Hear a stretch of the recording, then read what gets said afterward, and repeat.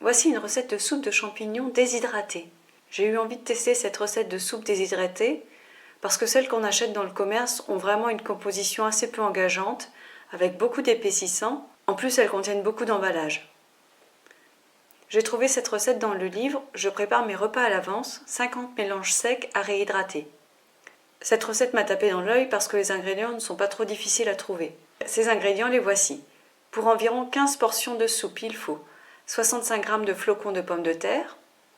Pour ma part, j'ai utilisé ceux que j'avais trouvés en magasin bio, sous la forme d'un sac de 2 kg. C'est pratique, l'emballage est réduit au minimum et on peut ainsi faire de la purée mousseline dans les proportions qu'on veut.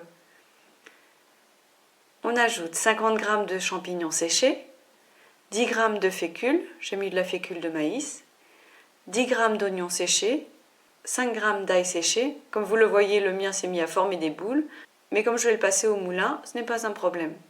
Une pincée de thym, une pincée de romarin, du poivre. On peut aussi ajouter du paprika, du curcuma, d'autres herbes séchées. Et 1 à 2 cuillères à café de sel.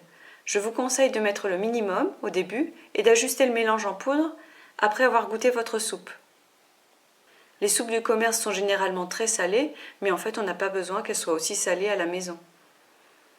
Pour cette recette, c'est très pratique d'avoir un moulin à café, il permet de réduire très finement tous les ingrédients.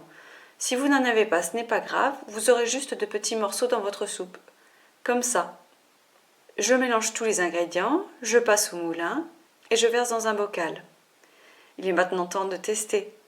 Je verse 2 cuillères à soupe de poudre et l'eau bien chaude dessus tout en mélangeant. Contrairement à ce que je craignais, la soupe se mélange très bien, elle n'a pas de grumeaux. Et au goût, elle est très bonne, elle sent bon les champignons et les pommes de terre. Découvrez mes autres recettes de soupe et de bouillon dans cette liste de lecture. À bientôt!